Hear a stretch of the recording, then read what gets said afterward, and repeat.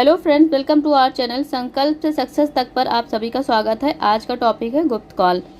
तो आज गुप्त कॉल के प्रश्नों को देखेंगे।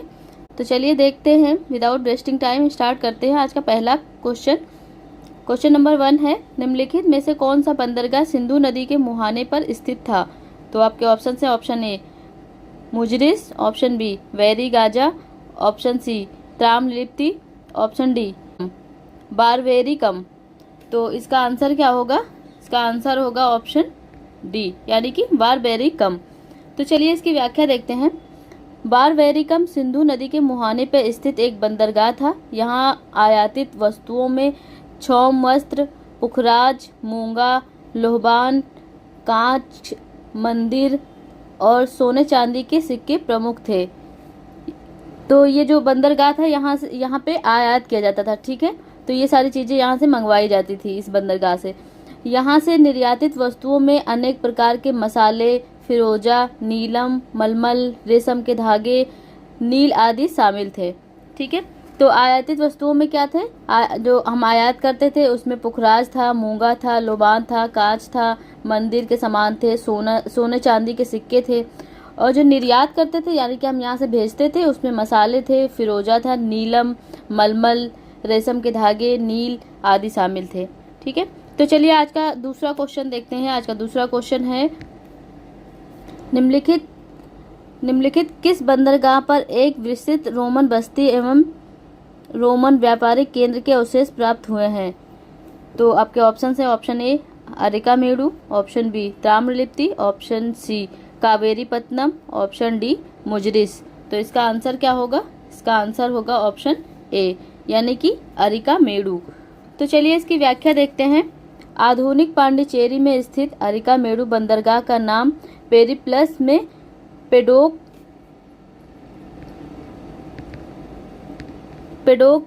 मिलता है। यहाँ 1945 में हुई विस्तृत खुदाई में एक रोमन बस्ती मिली है, जहाँ से रोम निवासियों की रुचि तथा उनके द्वारा दिए गए नमूनों के अनुसार मलमल तथा अन्य वस्तुओं का निर्माण करके रोम भेजा जाता था। यहाँ से रोम की बनी हुई अनेक वस्तुएं जैसे दीप का टुकड़ा, बर्तन, सुराही आदि प्राप्त हुए हैं। तो चलिए आज का तीसरा क्वेश्चन देखते हैं। क्वेश्चन नंबर 3 है, फान के अनुसार विनिमय का समान माध्यम क्या था? तो आपके ऑप्शन है ऑप्शन ए निस्क, ऑप्शन बी कौड़िया, ऑप्शन सी करसापड़, ऑप्शन डी काकड़ी। तो इसका आंसर क्या होगा? इसका आंसर होगा ऑप्शन बी, यानी कि कौड़िया। तो चलिए इसकी व्याख्या देखते हैं। चंद्रगुप्त द्वितीय के काल में चीनी यात्री फयान भारत आया। उसके द्वारा छोड़ा गया भ्रमण वृतांत चंद्रगुप्त कालीन भारत की सांस्कृतिक व आर्थिक दशा का सुंदर निरूपण करता है। स्वयं फयान ने लिखा है कि साधारण जनता रोज के विनिमय में वस्तुओं की अदल बदल अथवा कौड़ियों का प्रयोग करती थी, ठीक है। तो फयान जो था ये चंद्रगुप्त द्वितीय के समय भारत आया था और इसने लिखा था कि भारत में व्यापार कैसे होता था। तो कैसे होता था? वस्तु विनिमय, यानी कि वस्तुओं का अदला बदली होती थी और कौड़ियाँ जैसे आज के टाइम पे पैसे चलते हैं, वैसे वो लोग कौड़ी देकर सामान खरीदते थे। तो चलिए क्वेश्चन नंबर 4 देखते हैं। क्वेश्चन नंबर 4 है, चांदी के सिक्के चलाने वाला प्रथम गुप्त शासक कौन था? तो आपके ऑप्शन है ऑप्शन ए चंद्रगुप्त प्रथम, option B Ramgupta, option C Chandragupta द्वितीय विक्रमादित्य, ऑप्शन डी समुद्रगुप्त। तो इसका आंसर क्या होगा? इसका आंसर होगा ऑप्शन सी, यानी कि चंद्रगुप्त द्वितीय विक्रमादित्य। तो चलिए इसकी व्याख्या देखते हैं।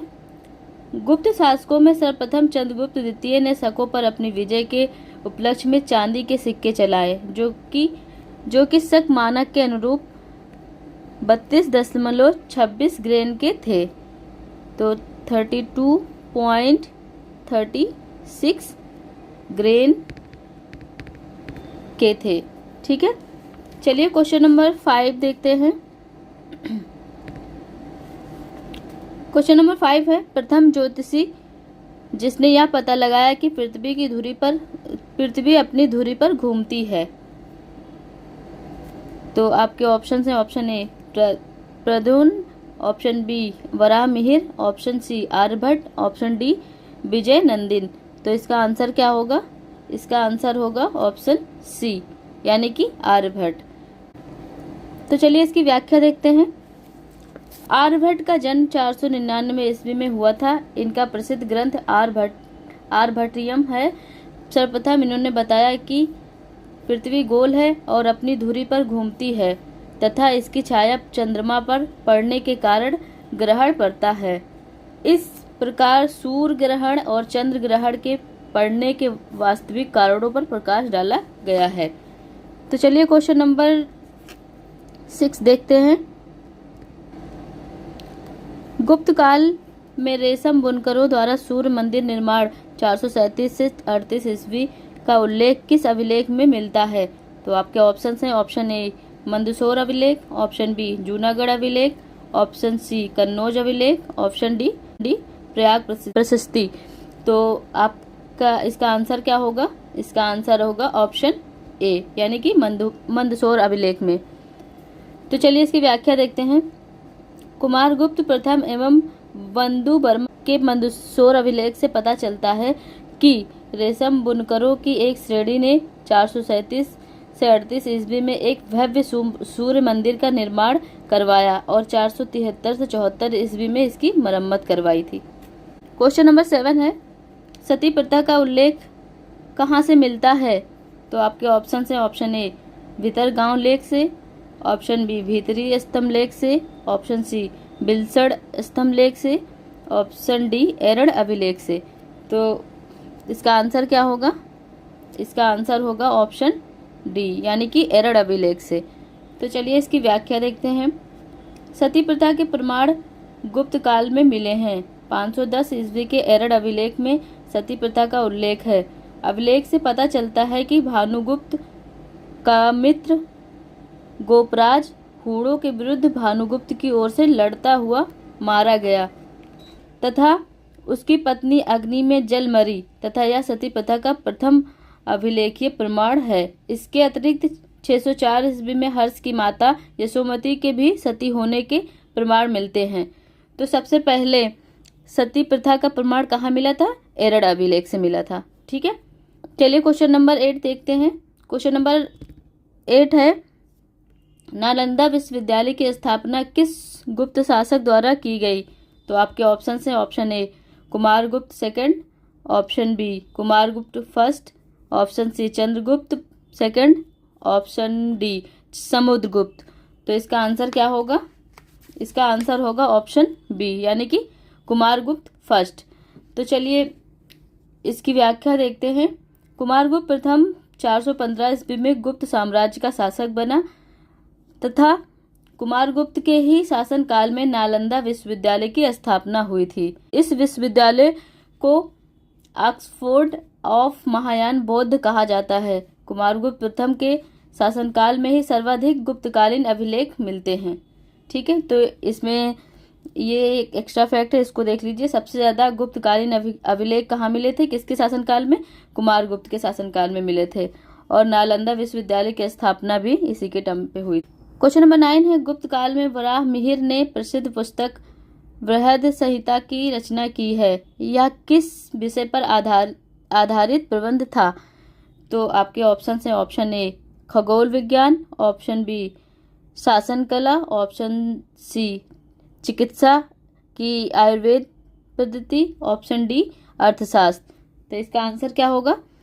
इसका आंसर होगा ऑप्शन ए यानी कि खगोल विज्ञान। तो चलिए इसकी व्याख्या देखते हैं। गुप्त काल ईसा की 5वीं-6वीं शताब्दी के प्रसिद्ध गणितज्ञ एवं खगोलज्ञ वराह मिहिर थे। इनका जन्म उज्जैन के समीप कपिथा गांव में एक ब्राह्मण परिवार में हुआ था। उनकी महत्वपूर्ण पुस्तक बृहद संहिता, बृहद जातक और पंच सिद्धांतिका है। बृहद संहिता में वास्तुविद्या, भवन निर्माण कला, वायुमंडल की प्रकृति आदि सम्मिलित हैं। यह फलित ज्योतिष का भी ग्रंथ है।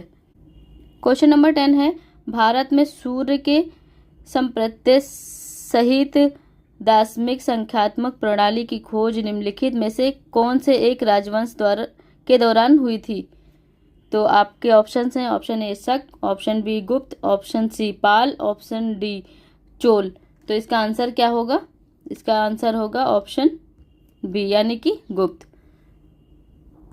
तो चलिए इसकी व्याख्या देखते हैं।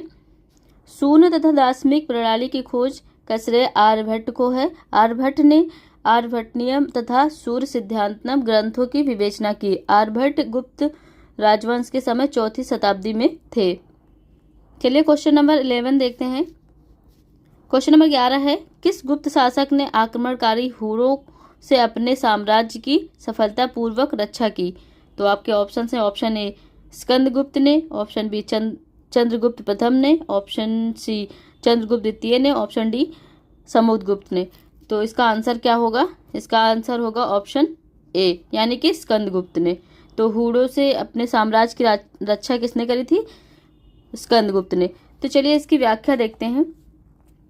स्कंदगुप्त एवं हुरों के मध्य हुए संघर्ष के विषय में जूनागढ़ अभिलेख, भीतरी अभिलेख और चंद परीक्षा, चांद्र व्याकरण तथा कथा सरित सागर से प्रकाश पड़ता है। जूनागढ़ अभिलेख में हुरों को मलेच्छ कहा गया है। हुरों को मलेच्छ भी कहा जाता है, ठीक है। तो स्कंदगुप्त ने हुरों को परास्त करने के पश्चात विक्रमादित्य की उपाधि धारण की।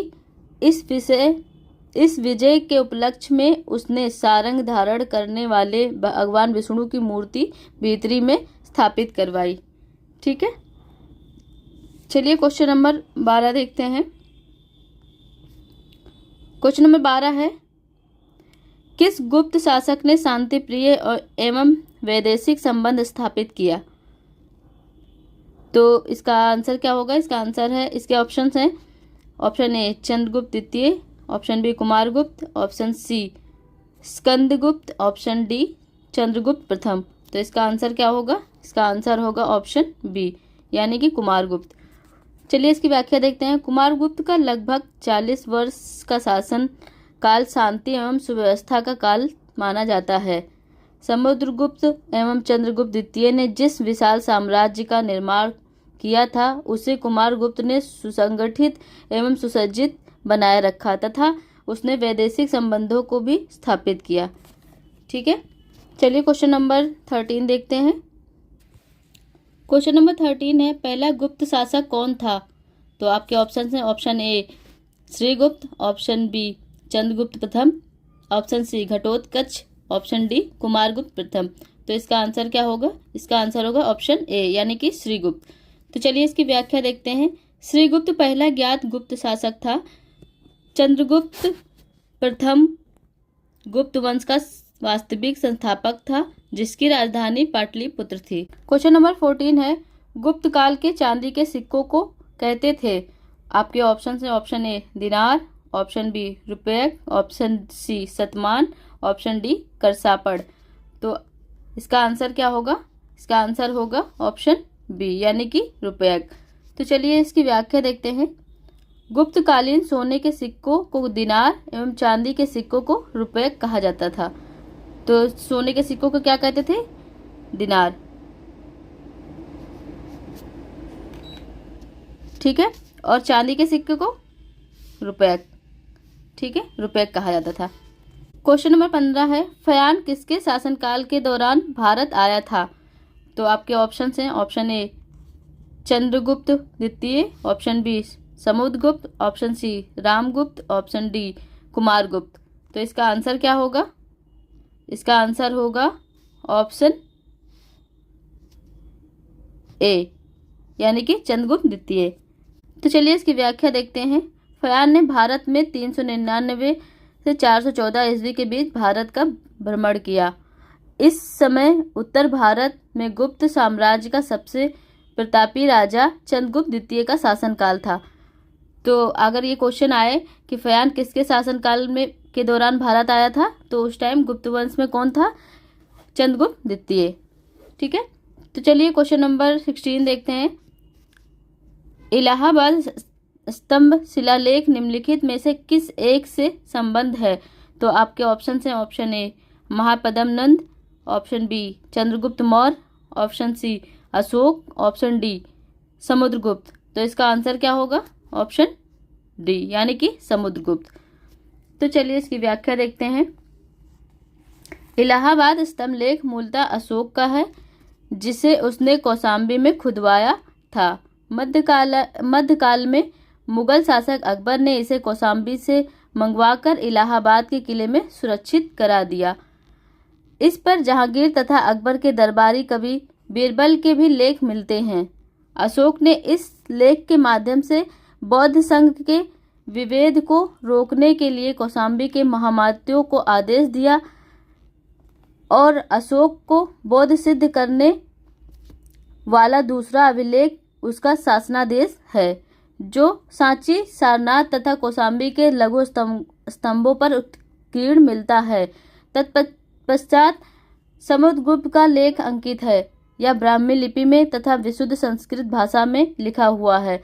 वस्तुतः समुद्रगुप्त के इतिहास का सर्वप्रथम स्रोत इलाहाबाद स्तंभ लेख की प्रयाग प्रशस्ति ही है। इसकी रचना उसके संधि विग्रहिक हरिसेन ने की थी। इसी लेख से उसकी समस्त विजयों की जानकारी प्राप्त होती है। क्वेश्चन नंबर 17 है, प्रयाग प्रशस्ति किसके सैन्य अभियान के बारे में जानकारी देता है? तो आपके ऑप्शंस हैं, ऑप्शन ए चंद्रगुप्त प्रथम, option B Samudragupta, option C Chandragupta द्वितीय, ऑप्शन डी कुमारगुप्त। तो इसका आंसर क्या होगा? इसका आंसर होगा ऑप्शन बी यानी कि समुद्रगुप्त। तो चलिए इसकी व्याख्या देखते हैं। प्रयाग प्रशस्ति में समुद्रगुप्त के सैन्य अभियान के बारे में वर्णन मिलता है। प्रयाग प्रशस्ति का प्रशस्तिकार हरिसेन था। इस प्रशस्ति में समुद्रगुप्त के विजयों के साथ साथ चंद्रगुप्त प्रथम तथा समुद्रगुप्त को उत्तराधिकारी चुने जाने का विवरण मिलता है। समुद्रगुप्त ने उत्तर भारत के 9 शासकों तथा दक्षिणापथ के 12 शासकों को पराजित किया था। इसके साथ साथ उसने कई अन्य विजय भी प्राप्त की। कहतव्य है कि स्मिथ ने समुद्रगुप्त को भारत का नेपोलियन की संज्ञा दी। तो समुद्रगुप्त को भारत का नेपोलियन किसने कहा? स्मिथ ने। ठीक है, चलिए क्वेश्चन नंबर 18 देखते हैं। क्वेश्चन नंबर 18 है, निम्नलिखित में से किस राजा के शासनकाल को गुप्त काल का स्वर्ण युग माना जाता है? तो आपके ऑप्शंस हैं, option A Samudragupta, option B Chandragupta प्रथम, ऑप्शन सी चंद्रगुप्त द्वितीय, ऑप्शन डी श्रीगुप्त। तो इसका आंसर क्या होगा? इसका आंसर होगा चंद्रगुप्त द्वितीय यानी कि ऑप्शन सी। तो चलिए इसकी व्याख्या देखते हैं।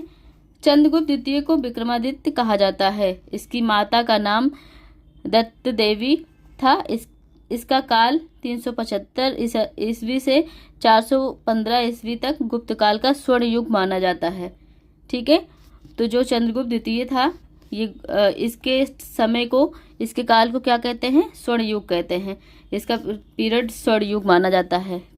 क्वेश्चन नंबर 19 है, निम्नलिखित में से कौन सा पूर्वी तटवर्ती प्रदेश सबसे महान व्यापारिक केंद्र था? तो आपके ऑप्शंस हैं, option A Tamralipti, option B Calicut, option C Bharuch, option D Kalyan. तो इसका आंसर क्या होगा? इसका आंसर होगा ऑप्शन ए यानी कि ताम्रलिप्ति। तो चलिए इसकी व्याख्या देखते हैं। गुप्त काल में पूर्वी तट पर ताम्रलिप्ति, घंटासाला, कंदूरा आदि प्रसिद्ध बंदरगाह थे। तो गुप्त काल में कौन कौन से बंदरगाह थे? ताम्रलिप्ति, घंटासाला, कंदूरा, घंटासाला और कदूरा और ताम्रलिप्ति, ये गुप्त काल के बंदरगाह थे। ठीक है, ताम्रलिप्ति से दक्षिण पूर्वी एशिया के देशों से व्यापार होता था। तो ताम्रलिप्ति बंदरगाह से दक्षिण पूर्वी एशिया से व्यापार होता था। पश्चिमी तट के बंदरगाहों में भरूच, चौल, कल्याण, कैम्बे प्रमुख थे। तो जो पश्चिमी तट के बंदरगाह थे ये आपका नॉर्थ हो गया, साउथ, ईस्ट, वेस्ट। तो जो ये पश्चिमी तट के बंदरगाह थे यहाँ पे था भरूच, चौल, कल्याण और कैम्बे। ये प्रमुख बंदरगाह थे। ठीक है, और पूर्वी तट के कौन थे? ताम्रलिप्ति, घंटासाला और कंदूरा। ठीक, भृग, कच्छ अथवा भड़ोज पश्चिमी तट के प्रमुख बंदरगाह थे। ठीक, भृग, कच्छ और भड़ोज ये आपके पश्चिमी तट के प्रमुख बंदरगाह थे। चलिए क्वेश्चन नंबर 20 देखते हैं। क्वेश्चन नंबर 20 है, निम्नलिखित में से गुप्त काल का एकमात्र दुखांत नाटक कौन सा है? तो आपके ऑप्शन है, option A Malavika Agnimitram, option B Mudra Rakshasa, option C Amarakosha, option D Mrichchhakatikam. इसका आंसर क्या होगा? इसका आंसर होगा ऑप्शन डी यानी कि मृच्छकटिकम। तो चलिए इसकी व्याख्या देखते हैं। मृच्छकटिकम गुप्त काल का एकमात्र दुखांत नाटक है। इसके लेखक शूद्रक हैं। इसका नायक ब्राह्मण चारुदत्त है जो सार्थवा और नायिका बसंत सेना नामक गणिका वेश्या है। क्वेश्चन नंबर 21 है, निम्नलिखित में से कौन सी कृति गद्य एवं पद्य मिश्रित है? तो आपके ऑप्शन है, ऑप्शन ए उदयगिरी गुहालेख, ऑप्शन बी प्रयाग स्तंभलेख, ऑप्शन सी मेहरौली स्तंभलेख, ऑप्शन डी मुद्रा राक्षस। तो इसका आंसर क्या होगा? इसका आंसर होगा ऑप्शन बी यानी कि प्रयाग स्तंभलेख। तो चलिए इसकी व्याख्या देखते हैं। प्रयाग स्तंभलेख गद्य एवं पद्य मिश्रित अर्थात चंपू शैली में लिखित कृति है। इसकी रचना समुद्रगुप्त के समय प्रसिद्ध कवि हरिसेन द्वारा की गई, जो समुद्रगुप्त के राजकाल में संदीप विग्रह कुमारामात्य तथा महादंडनायक था। चलिए क्वेश्चन नंबर 22 देखते हैं। हिंदू विधि द्वारा मान्य कर कितना था? तो आपके ऑप्शन हैं, ऑप्शन ए उपज का आधा भाग, ऑप्शन बी उपज का छठा भाग, ऑप्शन सी उपज का 1/3 भाग, ऑप्शन डी उपज का 1/4 भाग। तो इसका आंसर क्या होगा? इसका आंसर होगा ऑप्शन बी यानी कि उपज का छठा भाग। हिंदू विधि द्वारा मान्य कर उपज का छठा भाग था। क्वेश्चन नंबर 23 है, गुप्त काल में ऋण से प्राप्त ब्याज को क्या कहा जाता था? तो आपके ऑप्शन हैं, ऑप्शन ए दूषित, ऑप्शन बी पूग, ऑप्शन सी समव्यवहार, ऑप्शन डी गढ़। तो इसका आंसर क्या होगा? इसका आंसर होगा ऑप्शन ए यानी कि दूषित। तो चलिए इसकी व्याख्या देखते हैं।